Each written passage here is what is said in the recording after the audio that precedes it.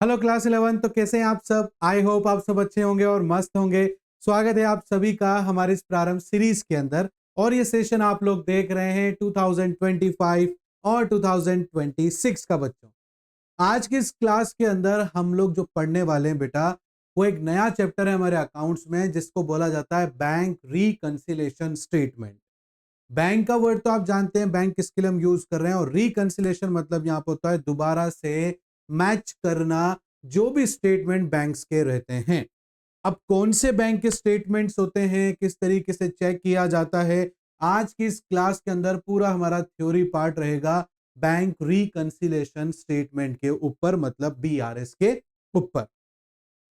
तो bank word तो आप जानते हैं बेटा, रिकंसिलेशन मतलब दोबारा से मैच करना। तो क्या मैच करना है, तो उसे थोड़ा सा अच्छे से समझते हैं बेटा। समझने से पहले आपको एक बात बता देता हूं बेटा, अगर आपको कोई कंफ्यूजन रहता है, डाउट रहता है, कॉन्सेप्ट क्लियर नहीं हो पाते हैं, तो आप कमेंट बॉक्स में हमें कमेंट कर सकते हैं। हम वहां पर भी आपको रिप्लाई जरूर देंगे बेटा। क्लास और हमारी प्रारंभ सीरीज आपको कैसी लग रही है बेटा, ये बारे में भी आपको कमेंट करके जरूर बताना है।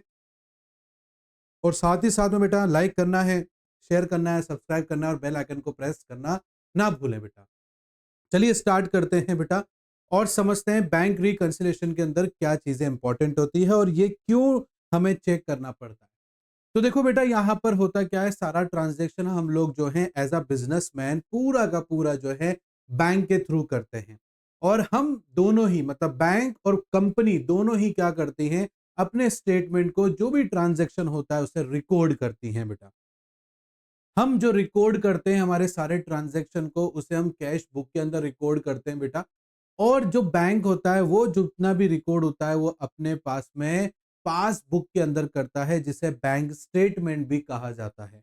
ठीक है, तो ये दो अलग अलग स्टेटमेंट्स होते हैं जो दो अलग अलग व्यक्ति जो है यहाँ पर जो है टैली करते हैं, मींस उसमें मेंशन करते हैं, अकाउंट मेंटेन करते हैं, ताकि कल को अगर कोई कंफ्यूजन हो तो उस कंफ्यूजन को जो है दूर किया जा सके। तो चलिए बेटा समझते हैं इसमें क्या दिक्कत आती है और क्या दिक्कत नहीं आती है। बैंक रिकंसिलेशन स्टेटमेंट आप समझ ही गए होंगे कि यहाँ पर जो है पासबुक और कैश बुक को मैच किया जाता है और जो डिफरेंस आता है उसे कैलकुलेट किया जाता है कि वो डिफरेंस क्यों आ रहा है और किस चीज के अंदर आ रहा है और किस ट्रांजैक्शन की वजह से आ रहा है, ताकि उसे जो है सही किया जा सके। कैश बुक को यहाँ पर जो है हमारी फर्म या हमारा बिजनेस जो है मेंटेन करके चलता है बेटा, और पासबुक को जो है वो बैंक करके चलता है मेंटेन। पासबुक को बेटा हम लोग जो है बैंक स्टेटमेंट भी बोलते हैं। Is that clear? अब होता क्या है बेटा, बहुत सारे ऐसे ट्रांजेक्शन्स होते हैं जो कई बार हम लोग डिले हो जाते हैं करने में। जैसे देखो, बैंक रिकंसिलेशन स्टेटमेंट की मैंने डेफिनेशन लिख रखी है। Bank reconciliation statement is a statement that shows the difference between the balance as per the cash book and the balance as per the bank passbook on a given date। मैंने आपको पहले इस बारे में बताया बेटा और अच्छे से समझाया मैंने आपको कि कैश बुक जो है यहाँ पर हमारी बिजनेस मेंटेन करके चलती है, और जो पासबुक होता है उसे जो है बैंक जो है मेंटेन करके चलता है। जो भी दोनों के बीच में ट्रांजैक्शन होते हैं, दोनों ही अपने पास में इंडिविजुअली उसको रिकॉर्ड करते हुए चलते हैं।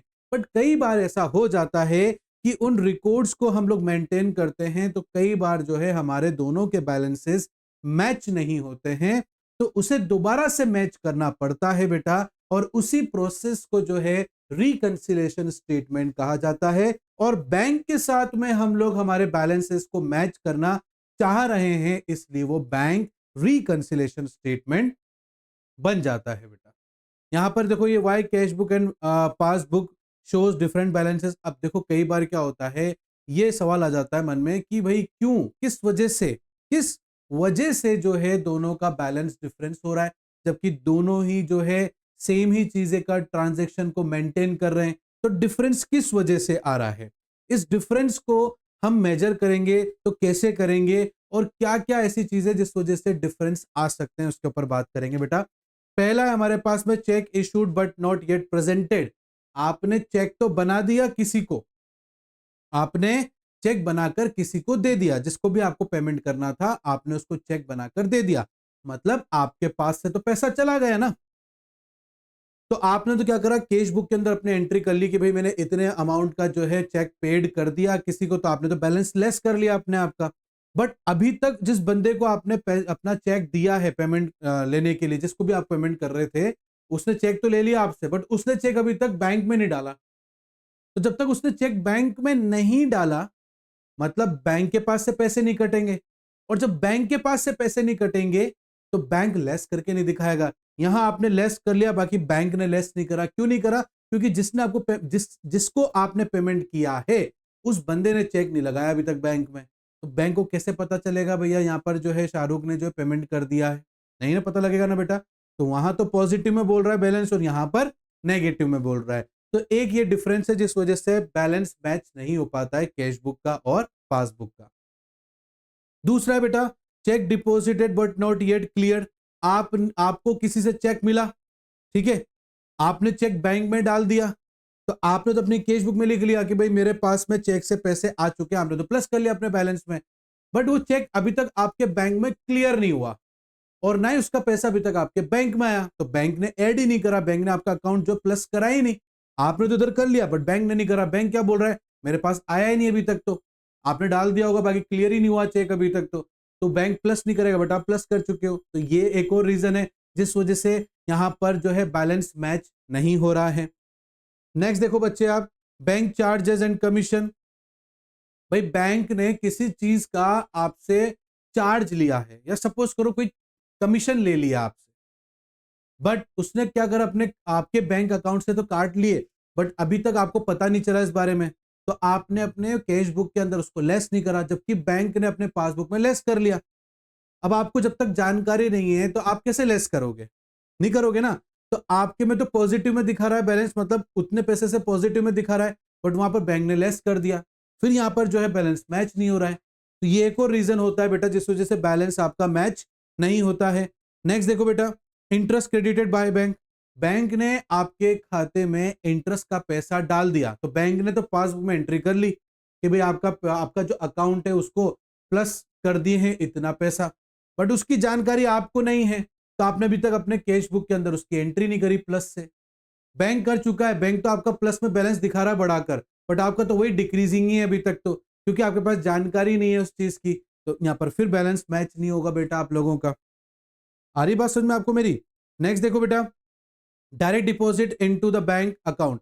कई बार क्या होता है, हमारे कस्टमर हमारे खाते में डायरेक्टली पैसे डाल देते हैं, तो हमारा बैंक तो पासबुक में एंट्री कर लेता है कि भैया पैसे आए हैं, तो प्लस से एंट्री कर देता है, बट हमें पता ही नहीं होता कि हमारे कस्टमर ने हमारे लिए पैसे जमा करा दिए, तो हम कैश बुक में एंट्री करते ही नहीं है, तो हमारे तो कम से दिखा रहा होता है बैलेंस, और बैंक का जो पासबुक है उसमें ज़्यादा से दिखा रहा होता है। इस वजह से भी जो है अकाउंट मेंटेन जो बैलेंस है वो सेम नज़र नहीं आता है बेटा। Direct payment made by the bank, है ना, बैंक में make payments on behalf of the business. कई बार क्या होता है, हमने इंस्ट्रक्शन दे रखे होते हैं हमारे बैंक को कि कोई भी इंश्योरेंस प्रीमियम का पेमेंट है या कोई रेंट है, आप डायरेक्टली पेमेंट कर दिया करो, तो बैंक तो कर रहा है, बैंक तो कर रहा है पेमेंट, तो बैंक तो साथ के साथ लेस करता हो जा रहा है, बट हमें पता ही नहीं अभी तक इस बारे में, तो हम लेस ही नहीं कर रहे हैं, तो फिर बैलेंस यहाँ पर मैच नहीं होगा बेटा। तो इस तरीके की कुछ परेशानियां हैं बैंक रिकंसिलेशन स्टेटमेंट में जो आती हैं। ठीक है, तो ये छोटा सा एक टॉपिक था बेटा कि बैंक रिकंसिलेशन स्टेटमेंट क्या होता है। मैंने आपको समझाया, आई होप आपको अच्छे समझ में आया होगा। नेक्स्ट क्लास के अंदर हम इसका पूरा फॉर्मेट और एक क्वेश्चन करके देखेंगे जिससे आपको और अच्छे से समझ में आ जाएगा बच्चों। Is that clear? फिर भी कोई डाउट रहता है तो आप कमेंट करके मेरे से पूछ सकते हो बेटा। और क्लास कैसी लग रही है, प्रारंभ सीरीज कैसी लग रही है, हमारा पढ़ाने का तरीका आपको कैसा लग रहा है बेटा, वो भी आप हमें कमेंट करके जरूर बता सकते हो बेटा। लाइक करना है, शेयर करना है, सब्सक्राइब करना है और बेल आइकन को प्रेस करना है बेटा। मिलता हूं नेक्स्ट क्लास में, तब तक के लिए thank you and bye bye बच्चों।